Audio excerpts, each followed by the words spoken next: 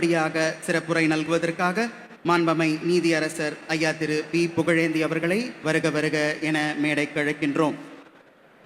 எம்பெருமான் முருகனுக்கும் அனைத்துலக முத்தமிழ் முருகன் மாநாட்டில் கலந்து கொண்டுள்ள ஆதீனங்கள், மடாதிபதிகள், நீதியரசர்கள், அமைச்சர்கள் உள்ளிட்ட சான்றோர்களுக்கும் பல்வேறு நாடுகளிலிருந்து வந்து இந்த மாநாட்டை சிறப்பித்துக் கொண்டிருக்கும் தமிழ் அறிஞர்களுக்கும் முருக பக்தர்களுக்கும் எனது பணிவான வணக்கம்.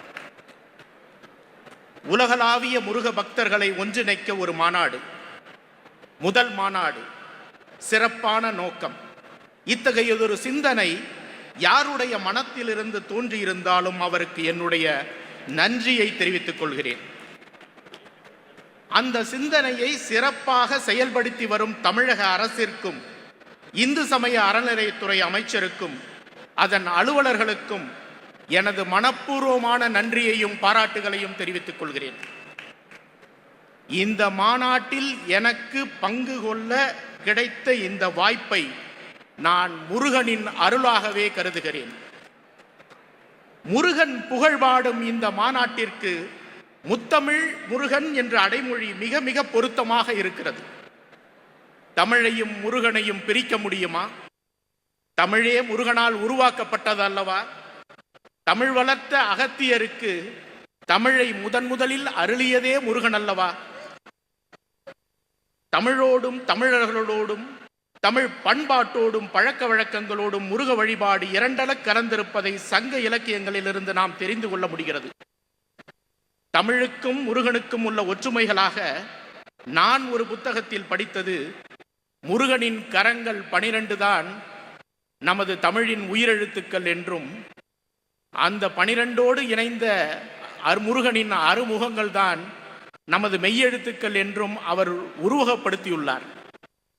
எந்த மொழிக்கும் இல்லாத ஒரு ஒற்றுமை நமது தமிழ் மொழிக்கு உண்டு. நமது ஆயுத எழுத்து, நமது ஆயுத எழுத்து 3 புள்ளிகளை மட்டுமே கொண்டது. அந்த 3 புள்ளிகளும் நமது முருகனின் வேல் போன்ற அமைப்பில் உள்ளது.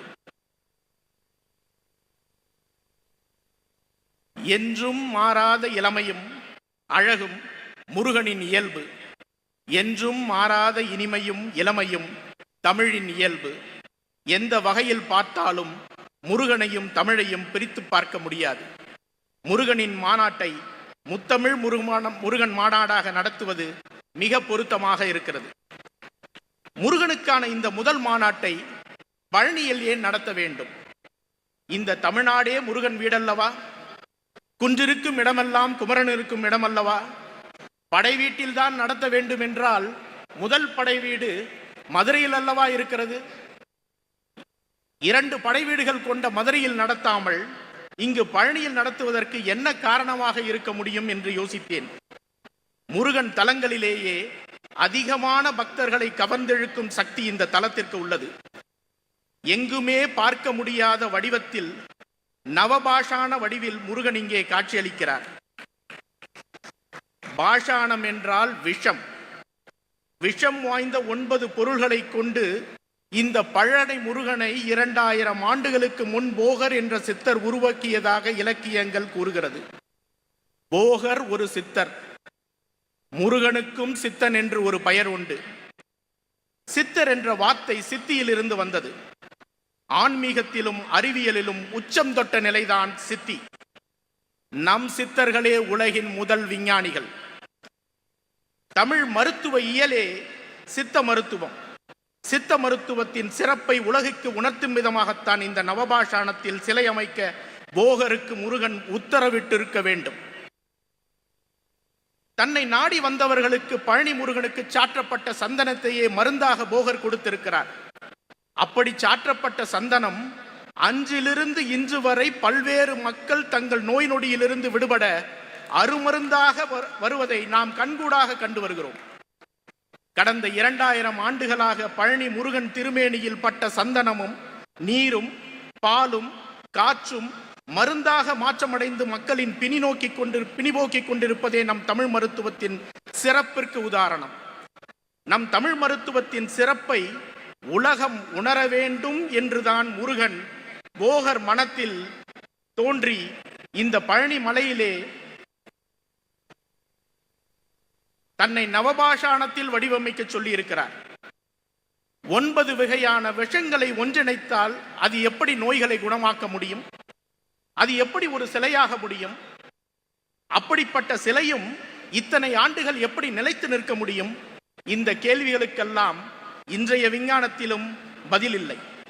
இந்த பழனி முருகன் நமது தமிழ் மருத்துவத்திற்கு சாட்சியாக, நமது தமிழ் மருத்துவ இயலின் திறமைக்கு அடையாளமாக தன்னை நாடி வரும் பக்தர்களின் நோய்களை குணமாக்கி வருகிறார். தமிழனின் மருத்துவம் பொதிகை மலையிலும் இந்த பழனி மலையிலுமே தான் வளர்ந்துள்ளது. பொதிகை மலையில் அகத்தியரும் அவர் சீடர்களும் சித்த மருத்துவத்தை வளர்த்தார்கள். இங்கு பழனியில் போகரும் அவர் சீடர்கள் புடிப்பாணி சித்தரும் அவர்களது சீடர்களும் சித்த மருத்துவத்தை வளர்த்துள்ளார்கள். தமிழ் மருத்துவ இயலின் ஒரு பகுதியான வர்மக்கலையை அகத்தியருக்கு முருகனே போதித்ததாக நமது இலக்கியங்கள் கூறுகின்றன. அதேபோல் போகருக்கு முருகன் காட்சியளித்து தன்னை நவபாஷாணத்தில் வடிவமைக்க வேண்டும் என்று கேட்டுக்கொண்டதாக நமது இலக்கியங்கள் கூறுகின்றன. தமிழ் மருத்துவத்தின் சிறப்பை அனைவரும் உணர வேண்டும், பயன்பெற வேண்டும் என்பதற்காகத்தான் முருகன் தன்னை நவபாஷாணத்தில் வடிவமைக்க சொல்லியிருக்க வேண்டும். அதன் மூலம் இத்தனை நூற்றாண்டுகளாக நமது தமிழ் மருத்துவம் சித்தன் முருகனால் உருவாக்கப்பட்ட சித்த மருத்துவமாக திகழ்கிறது. சிந்தித்து பாருங்கள், உலகில் எந்த ஒரு இடத்திலாவது இப்படிப்பட்ட ஒரு சிலை வடிவமைக்கப்பட்டுள்ளதா? நமது தெய்வங்கள் கற்சிலைகளாகவும் செம்பு மற்றும் ஐம்பொன்களாலான சிலைகளாகவும் தான் காட்சியளிக்கின்றன. இந்த பழனி மலையிலும் அருகில் இருக்கும் பூம்பாறையிலும் தான் இறைவன் நவபாஷான உருவில் காட்சியளிக்கிறார். இந்த சிலை வடிவமைத்த போகர் ரசவாதம் தெரிந்தவர். அவர் நினைத்திருந்தால் தங்கத்திலோ அல்லது வேறு உலோகத்திலோ முருகனை வடிவமைத்திருக்கலாம். அப்படி இருக்கும்போது அவர் 9 விஷ மூலிகைகளால் முருகனை வடிவமைத்திருக்கிறார் என்றால் நமது இலக்கியங்கள் கூறுவது போல் அது முருகனிட்ட கட்டளையாகத்தான் இருக்க வேண்டும். எந்த நோக்கத்திற்காக முருகன் தன்னை நவபாஷாணத்தில் வடிவமைக்க சொன்னானோ அந்த நோக்கம் இன்று வரை முழுமையாக நிறைவேறாமல் உள்ளது. சித்த மருத்துவம் இங்கு பிறந்தாலும் அதற்கான சிறப்போடு இல்லை. அந்த சிறப்பை சித்த மருத்துவம் இந்த மாநாட்டின் மூலம் அடையும் என்று நான் நம்புகிறேன். சித்த மருத்துவத்தை தமிழ் மருத்துவம் என்று மாற்றி ஆராய்ச்சிகளுக்கு நிதி ஒதுக்கினால் நமது மருத்துவம் உலகை வெல்லும். தமிழன் உலகுக்கு கொடுத்த கொடையாக இருக்கும். உலகில் பெரும்பாலான மருத்துவ முறைகள் ரசாயன அடிப்படையில் ஆனவை.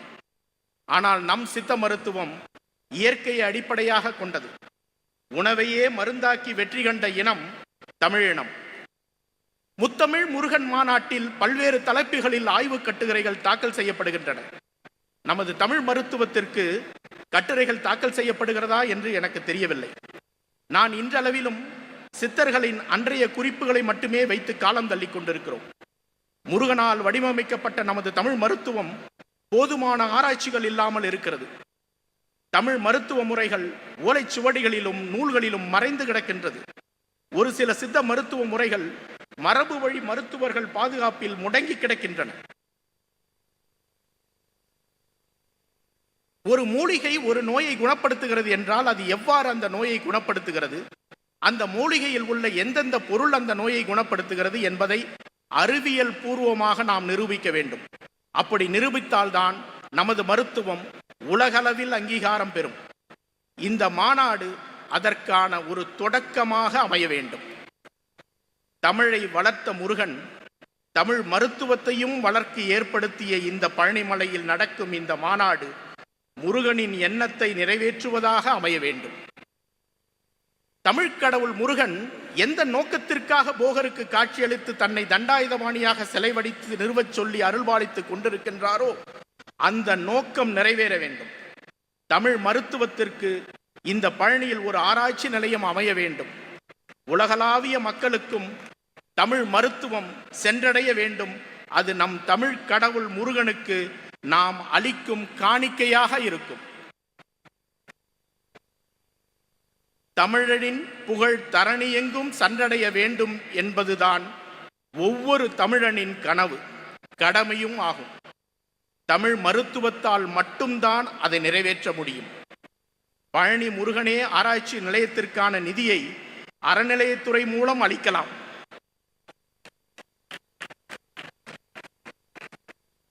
தமிழையே உயிர் மூச்சாக கொண்டிருக்கும் தமிழக அரசு தமிழ் மருத்துவத்திற்காக ஒரு பொதுத்துறை நிறுவனம் தொடங்கினால் அதற்கு ஒவ்வொரு தமிழனும் பங்களிப்பான்.